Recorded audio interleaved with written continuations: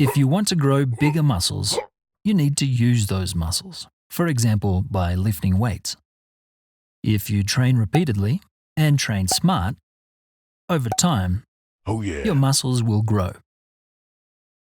Learning a language is similar, but to learn a language, you train your brain.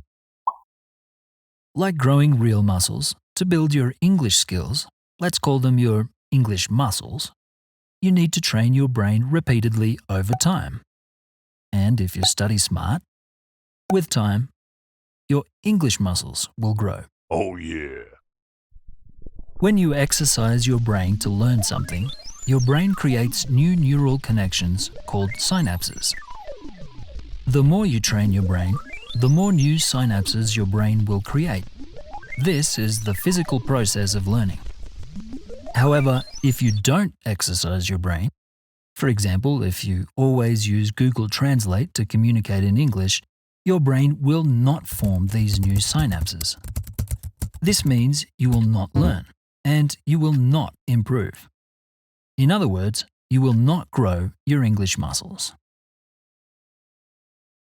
A common problem when students don't use their brain effectively to study is called the illusion of competence.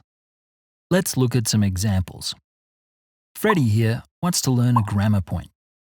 So he spends a long time reading and rereading information about the grammar point. Freddie thinks, I've read the information 4 times. Obviously I've learned it, right? Wrong. Seeing or hearing information, even multiple times, does not mean you've learned it. Another example.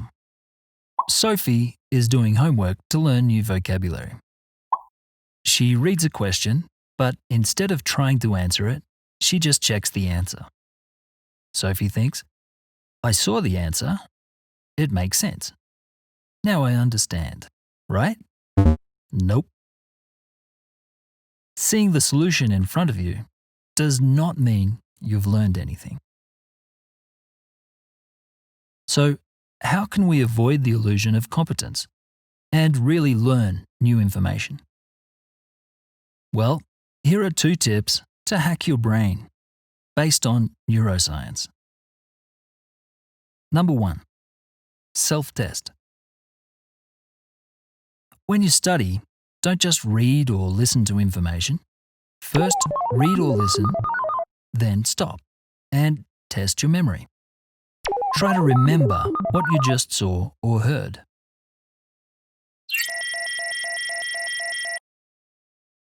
Doing these self-tests is a powerful way to help your brain memorize new information. Number 2. Spaced repetition. To memorize new information, repetition is important. However, there's a way to memorize new information much more efficiently than just repeated study. It's called spaced repetition. Let's say you want to memorize new vocabulary. This graph shows the percentage of memory retention, that is, how much you remember new information, over time in days. When you first learn new vocabulary, you then start to forget it very quickly. But with spaced repetition, after a short time, you review the vocabulary again. Then your brain starts to forget again, and after a longer time, you review the vocabulary again. Repeat this process, increasing the time between reviews. Do this until you have fully memorized the new vocabulary. This method has been shown to dramatically improve our ability to memorize new information because it takes advantage of how our brains form new neural connections. This graph is just an example.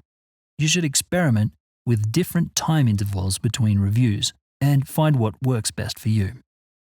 The important thing is to start with short intervals and gradually increase the intervals between each review. Apps like Duolingo, Quizlet, Reggie, and Anki are based on spaced repetition and can be really helpful. So there we are, 2 tips to hack your brain and grow your English muscles quickly. Oh yeah.